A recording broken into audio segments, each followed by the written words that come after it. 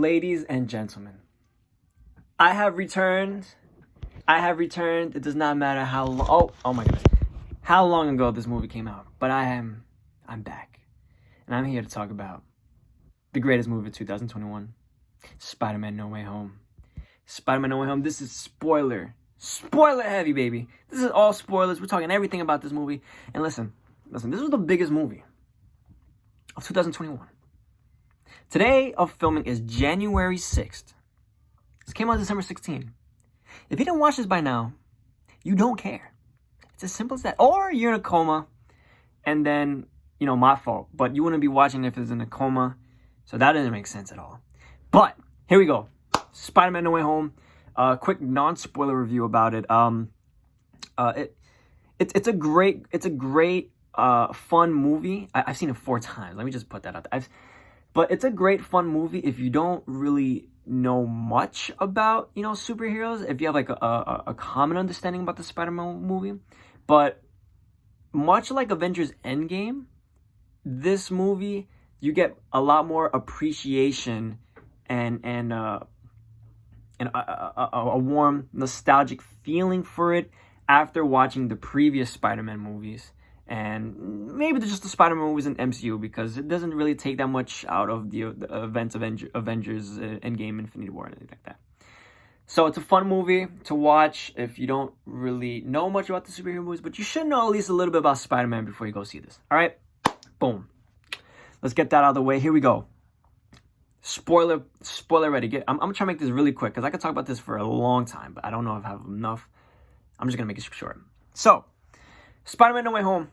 Nostalgia heavy, right? It plays a lot into the nostalgia about the old Spider-Man movies, because spoiler alert, yes, Tobey and Andrew Garfield, they're not brothers. Tobey Maguire and Andrew Garfield do show up in this film, along with 90% of their villains from their respective movies.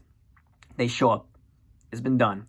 How this got done will always be amazing to me, but it got done, and they did it very well, because while playing on these nostalgic, like getting, having all these quips, which I'll talk about later, and these nods to the originals, not originals, but the past Spider-Man movies, this movie is still about Tom Holland and Tom Holland's Spider-Man and his presence and the future of him in the MCU and his portrayal of Spider-Man. Because I kind of want to compare this to the Spider-Man Into the Spider-Verse movie, which is one of the best Spider-Man movies ever. I have a top 3. I'm not going to say what are the top 3, but it's top 3. That movie, like it while having all these different characters, what it comes down to is that movie is about what it means to be Spider-Man and what it means to be a hero. In this Spider-Man: No Way Home, it does the same thing. It plays into what makes Spider-Man Spider-Man, and the whole great power comes great responsibility. That's literally the basis for Spider-Man.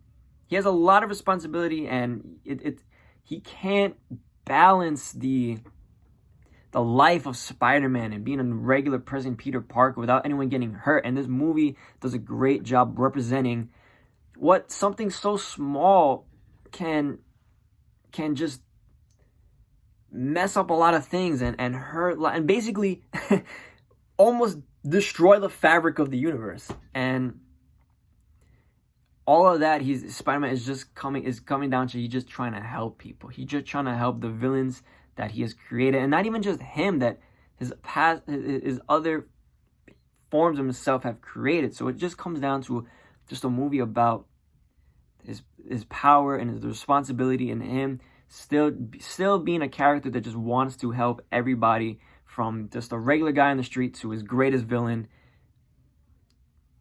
arguably the Green Goblin, which brings me into talking about the villains. Green Goblin, Doc Ock, Electro, Lizard, Sandman. 5 villains that show up in Sam Raimi's Spider-Man trilogy, and what's his name? Webb? I think his last name. I forgot his first name. His 2 Spider-Man movies. Goblin, Doc, and Sandman from Raimi, and the other 2, Electro, Lizard from Andrew Garfield's portrayal of Spider-Man. All the villains, they do, well, the three main villains, you got Electro, Doc Ock, and Goblin, and they all play. It's interesting because Sandman and Lizard, it's very clear they use a lot of reused footage from their past movies, and they use CG for their whole characters, so it's just using their voiceovers. This is a result of, COVID and those two actors, Ethan's and Hayden Church, not being able to film. It's interesting to think if they would have a bigger role,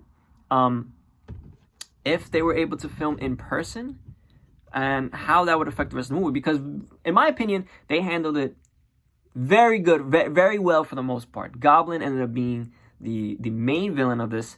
Doc Ock starts out as villain, ended up becoming anti-hero hero. And Electro also being one of the main villains. Sandman and Electro, they were... Sandman and Lizard. Lizard was like an element of chaos. Like, he was just doing shit just to mess things up.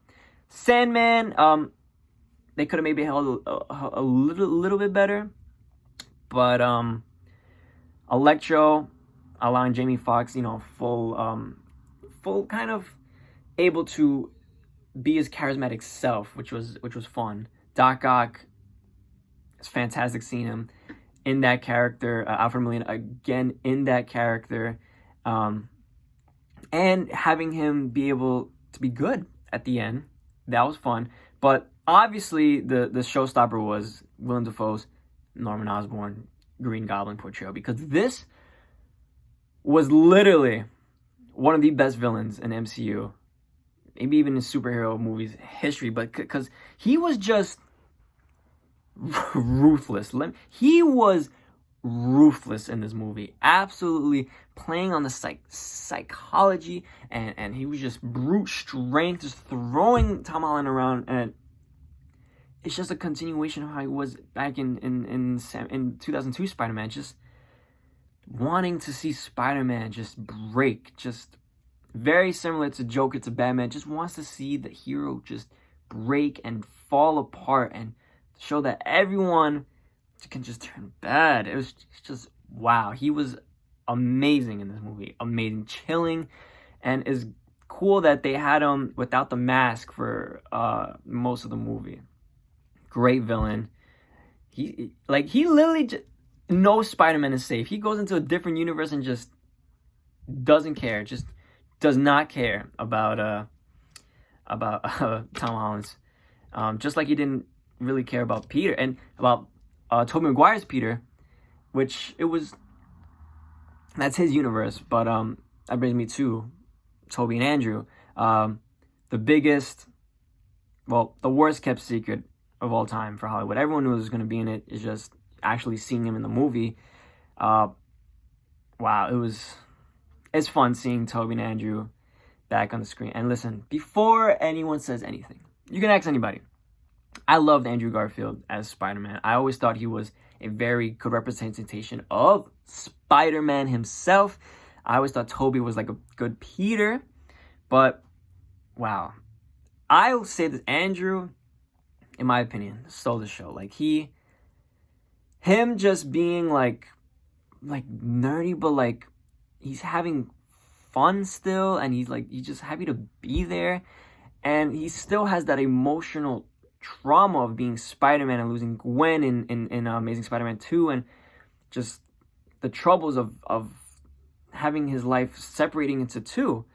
Whereas Tobey Maguire's Spider-Man, he's more of the wiser and the more experienced Spider-Man who was able to balance his two lives together in a way that may not be the best, but it's manageable. It's manageable because he does make a reference that him and MJ are working it out, and he seems to have a very good hold on that Spider-Man role. Whereas Andrew, he's still not recovered from the death, and he said he's pulling his punches, so he's kind of like on the darker side. It's just great to have them both in there, not even just as a nostalgia purpose, but to help Tom Holland shape his Spider-Man. Because at the end of this movie, Tom Holland, he's become Spider-Man. He's gone through it. he's gone through it, because killing Aunt May, this was nuts. And his fate, which I'll talk to about a bit, but still in the talk about Toby and Andrew, it was very obvious, and it was fun, but it's obvious that a lot of the dialogue, it was played for, callbacks and just fun quips. And the chemistry between the three of them, Toby, Andrew, and Tom, amazing, great. I personally did not think that they were going to be in it for that long. I thought it was going to be a lot less than that, but they were in it for a good chunk of that third. It was like the third half, in it for a long, long time, and it was fun. It was fun seeing all three of them interact and talk, and it was fun for us, the fans, because we were on the ride for all of them. So I think they handled Toby and Andrew very nicely, and still amazed that they were able to do it. Andrew's my guy. I was like, man, Andrew is my guy. But let's get down to the ending. Like I was saying about how Tom Holland, his progression as becoming Spider-Man, how him losing Aunt May and ultimately sacrificing himself for everybody else. He sacrificing his identity, basically your life, because that is your life. Going back without any memory of who you are is basically giving up your life, because no one remembers who you are, no one remembers what you did, and it's basically starting over. It's starting over a new life. So you basically sacrificed your life for everyone's safety. And I think it was a very amazing choice and a bold choice for him to do that, and kind of almost restart his character, a clean slate on his character in the future, where he can do his friendly neighborhood Spider-Man stuff. That's why he has the police scanner at the end, so in his own suit. He doesn't have any attachment to the Avengers or his tech from Tony Stark, and he's by himself. It's sad, but it's a bittersweet moment, because it's bitter in the fact that he is alone and he has nobody, and he's gonna have to do everything by himself. But it's sweet because this is who Spider-Man is. He's gone through this trouble, and he's just like anybody else, a regular kid, but he's going through all this trouble and hardship just to keep the people he loves safe. And that's what makes him an amazing, great hero. He's not, I don't want to play like onto the other, heroes, but he's not an alien. He's not like a billionaire. So I was cut off for a second there, but I was saying that he's a normal kid that was not cursed, but not blessed at the same time, but just inadvertently came into these powers, and he has to live his life with these powers, and that's the whole point of it, being having this great power and this great responsibility, because you're different than other people, and you have the ability to save and help, and there's gonna be consequences for having this great power, and that's just Spider-Man's whole story. And I forgive me for just berating you on the meaning of Spider-Man, but it's just, to me, it's amazing when you see these Spider-Man movies, and it's just re-established to you what this character means. It's not just a superhero. It's an idea. It's an idea in a character that. And this is what I got from Into the Spider-Verse 2, is that we are all able to come in possession of having a great power, whether that's physical strength, or it's knowledge, or it's connections with these people, but having this ability comes with such a great cost, and to be able to use it for good is such a blessing. But when things like this can be used for wrong, it's a responsibility. It's a burden to have, and it's a blessing. It's a blessing to have these abilities, whether it's knowledge, whether it's strength, whether it's connection, whether it's whatever it is. And Spider-Man just shows us the struggles of just being special. That's what I get from it. Whatever you get from it, whether it means you want to just be the gray, red, and blue Spanish kind of person, that's up to you. But that's what I get from Spider-Man. That's why I believe he is arguably the greatest superhero, because it's anybody. Anybody can be this person under this mask and just do good and still be able to keep themselves together despite the obstacles and enemies and personal life relationship problems he comes across. It's just a regular guy that just happens to shoot webs and climb upside down and fight rhinos. It's great, and it's great. This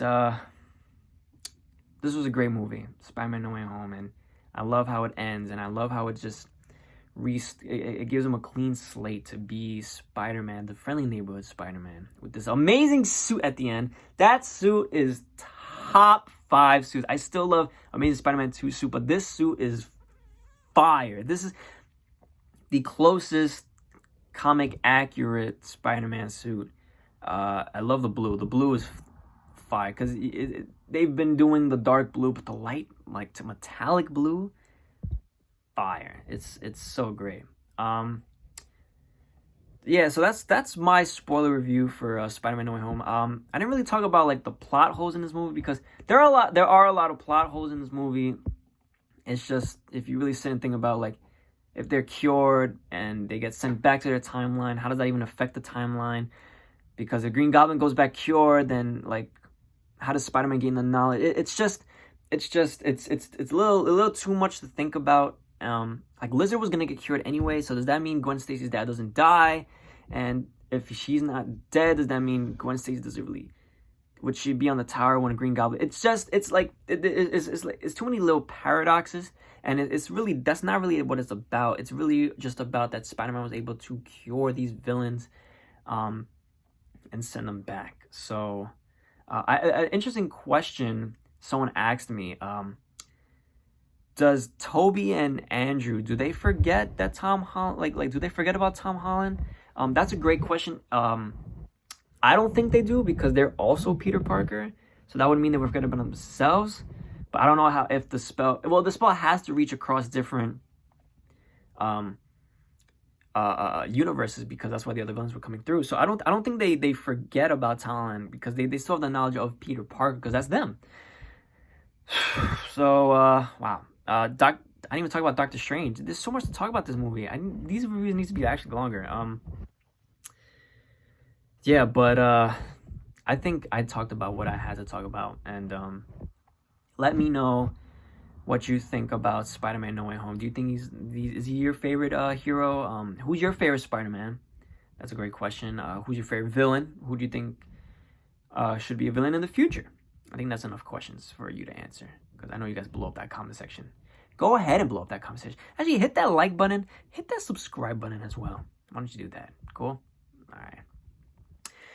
Whew, this was a long one. All right, so until the next video, thank you guys for being here once again.